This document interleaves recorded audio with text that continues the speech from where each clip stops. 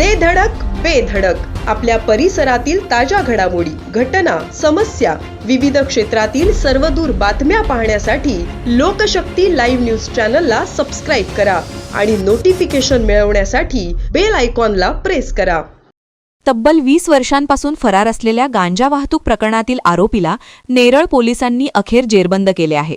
2006 साली नेरळ पोलीस ठाणे हद्दीत घडलेल्या 145 किलो 60 ग्रॅम गांजा तस्करी प्रकरणातील आरोपीला पोलिसांनी महाबळेश्वर येथून अटक केली आहे.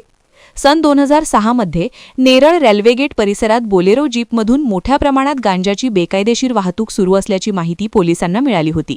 दरम्यान आरोपी विलास मनोहर मोहिते राहणार अहिल्यानगर हा बोलेरो जीपमधून गांजाची वाहतूक करत असताना त्याने एका रिक्षाला धडक दिली होती. अपघातानंतर पोलिसांकडून पकड टाळण्यासाठी त्याने गांजासह जीप बेवारस अवस्थेत सोडून तेथून पळ काढला होता. त्या घटनेनंतर तो तब्बल 20 वर्षे फरार होता. नेरळ पोलीस ठाण्याचे प्रभारी अधिकारी सहाय्यक पोलीस निरीक्षक वरोटे यांच्या मार्गदर्शनाखाली गुन्हे प्रकटीकरण पथकाने या प्रकरणाचा पुन्हा तपास सुरू केला. तांत्रिक विश्लेषण आणि गोपनीय माहितीच्या आधारे आरोपीचा शोध घेण्यात आला.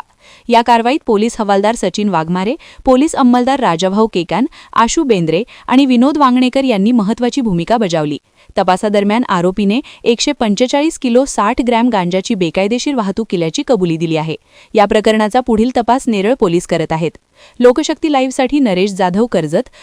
अशाच सच्चाई दर्शवणाऱ्या बातम्या पाहण्यासाठी लोकशक्ती लाईव्ह न्यूज चॅनलला लाईक करा, शेअर करा आणि सबस्क्राईब करा.